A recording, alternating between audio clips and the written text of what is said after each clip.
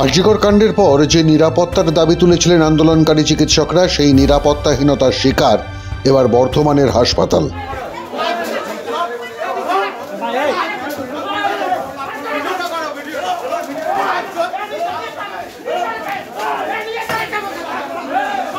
চিকিৎসা কর্মীদের পর এবার আক্রান্ত পুলিশ ও হাসপাতালের সুরক্ষা কর্মীরাও। গ্রেফতার 12।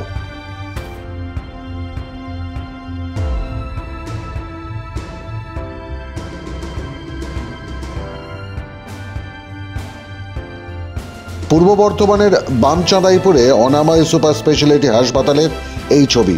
বৃহস্পতিবার রাতে হাসপাতালের চিকিৎসক ও পুলিশ কর্মীদের ওপর এক রোগীর পরিবারের লোকেরা হামলা চালায় বলে অভিযোগ।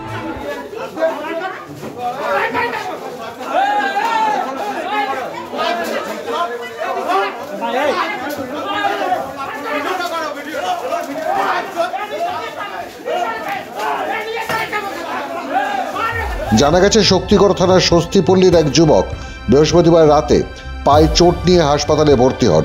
হাসপাতালের শল্য চিকিৎসক শান্তনু সিনহা জানিয়েছেন, চিকিৎসা চলাকালীন অসুস্থ যুবকের সঙ্গীরা মত্ত অবস্থায় তাদের ওপর চড়াও হন। চিকিৎসক ও পুলিশের ওপর হামলা চালানো হয়, করা হয় মারধর। হাসপাতালের সুরক্ষা কর্মীরা তাদের বার করে দিলে রাগ এসে পড়ে তাঁদের ওপর।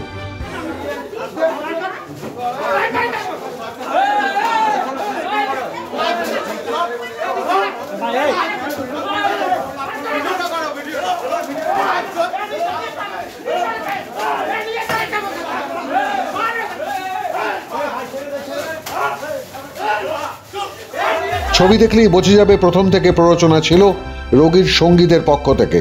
কলাপসেবল আটকানোর দরজা ভেতর ও বাইরে থেকেও শোনা যাচ্ছিল হুমকি। বাকিদের তালা খুলে বাইরে বার করতেই শুরু হয় হামলা। হাসপাতালের সুপার জানিয়েছেন, চিকিৎসা পরিষেবা নিয়ে শুরু থেকেই উষ্মা প্রকাশ করেন রোগীর সঙ্গীরা। হাসপাতালে বেশ কিছু জিনিসপত্র ভাঙচুর করা হয়েছে। আহত হয়েছেন এক পুলিশ কর্মী।